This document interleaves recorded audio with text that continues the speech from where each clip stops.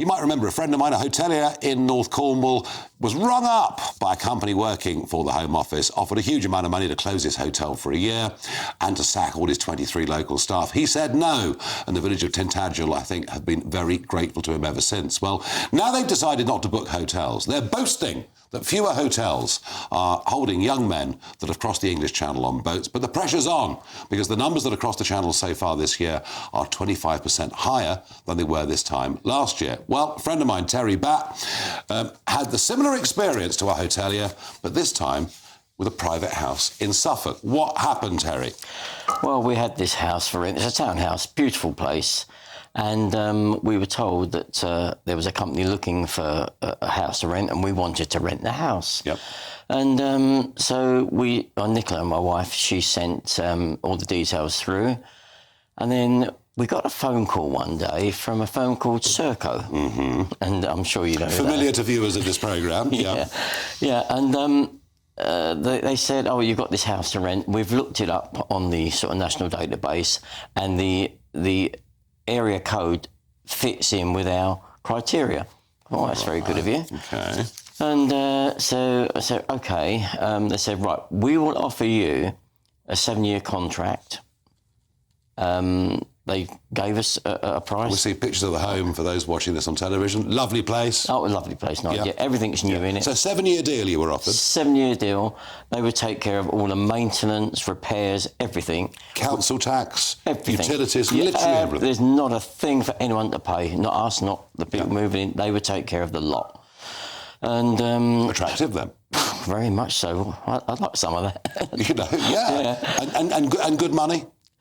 Pretty, not as much as we would probably have wanted, to be honest. But, I mean, they was pushing the fact that, come on, mate, this is 7 years. Yeah. You're not going to be wanting your rent for... So they're offering you over 60 grand or whatever it is for 7 years. Yeah. OK. So I said, OK, then, who are you thinking of putting in our premises? They said, well, not really sure, which rang alarm bells with me. I said, well, I'm not prepared to hand over this beautiful house to someone you're not really sure you're going to put into, because we had a bad experience the year before. It cost me £7,000, I might add. Right. So I wanted to be absolutely sure who was going in there. When the guy realised that he wasn't going to get anywhere with me with that, he said, well, be honest with you, we're looking for houses for illegal migrants. And then I went, wow. I said, I'm ever so sorry, but... Were you shocked?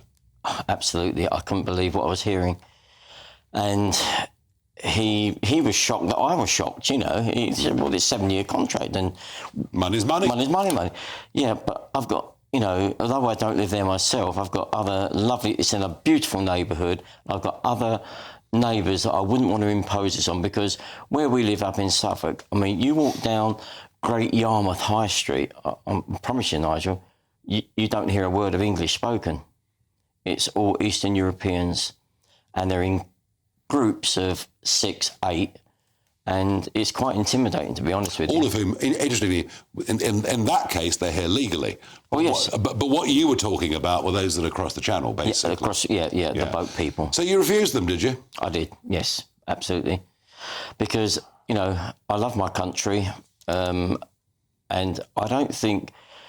I think the British public feel very let down, if I'm honest, about the numbers coming in. I mean, a lot of my friends, a huge number of friends, I've got a big following, and we all voted Brexit. I mean, I was with you on the day. Yeah, and you feel let down. We do feel let down. Yeah. Well, well done you. I bet your neighbours are pleased. Oh, yeah, over the moon, yeah.